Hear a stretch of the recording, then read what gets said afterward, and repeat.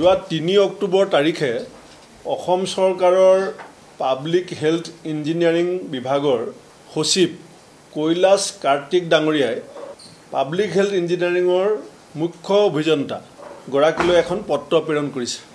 অসমত যি JJM আঁচনি ৰূপায়ণ কাম চলি আছে কেন্দ্ৰীয় চৰকাৰৰ ফ্লেগশ্বিপ প্ৰগ্ৰেমৰ অধীনত, সেইটো 2021-22 চনতে সেই আঁচনিখন অসমত আৰম্ভ হৈছিল আৰু অসমত যি 63,65,000টা পৰিয়াল আছে, মোদী ডাঙৰীয়া এটা শ্লোগান আছিল যে ঘৰ ঘৰ মে জল। এতিয়া অসমত সেই আঁচনিখনৰ বৰ্তমান যিটো অৱস্থা, এতিয়া লাহেকৈ অসমৰ ৰাইজে ক'ব যে চাৰিওফালে নলেই নল কিন্তু ক'তো নাই জল। অত্যন্ত বিসংগতিপূৰ্ণভাৱে এই প্ৰজেক্টবিলাক ৰূপায়ণ কৰা হৈছে বুলি আমি কংগ্ৰেছ দলে কোৱা নাই।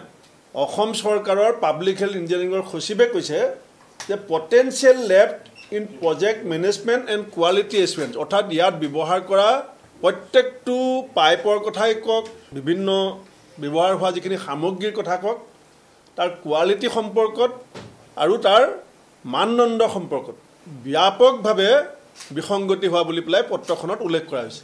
যাক এই প্ৰজেক্টটো প্ৰপাৰলি ইমপ্লিমেণ্টেশ্যন হৈছে নে নাই, যাক ইনস্পেকশ্যনৰ দায়িত্ব দিয়া হৈছিলে, তেওঁলোকেও এই যে পটেঞ্চিয়েল লেপছ আছে এইটো অভাৰলুক কৰিছে বুলি কৈছে, অৰ্থাৎ সেইবিলাক গুৰুত্ব দিয়া নাছিলে। এতিয়া মানুহে কৈ আছে গাঁৱত জয়ন্তৰ জেপত মানি JJM মানে, মই বুজি পোৱা নাছিলোঁ যে জয়ন্তৰ জেপত মানি মানে কি। বহুত ঠিকাদাৰে মোক আহি লগ কৰিছিলে যে আমি বিল পোৱা নাই। তেতিয়া মই তেওঁলোকৰ পৰা যেতিয়া কথাবিলাক বুজিবলৈ চেষ্টা কৰিলোঁ যে চৰকাৰে যে এনেকৈ এখন চিঠি দিবলগীয়া হৈছে, আপোনালোকে ক'ত ভুল কৰিছে, যে 8%ৰ পৰা 15% টকা খাই পেলাই JJMৰ আঁচনিখন ধ্বংস কৰাৰ যিটো ষড়যন্ত্ৰ, তাত যদি আপুনি জড়িত নাই, এই টকাৰ অংশ যদি মুখ্যমন্ত্ৰী ডাঙৰীয়াৰ হাতত লগা নাই, মই আপোনাক এই গোটেই হাজাৰ হাজাৰ কোটি টকাৰ এই কামটোত CBI এনকুৱাৰী দিবৰ কাৰণে দাবী।